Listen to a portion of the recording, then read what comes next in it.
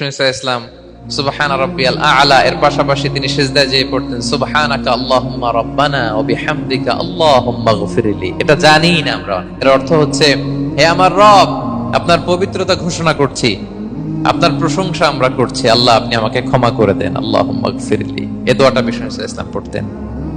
এছাড়াও বিষ্ণু পড়তেন সুবহুন কুদ্দুসুন রব্বুল মালাইকাতি ওয়ার রূহ।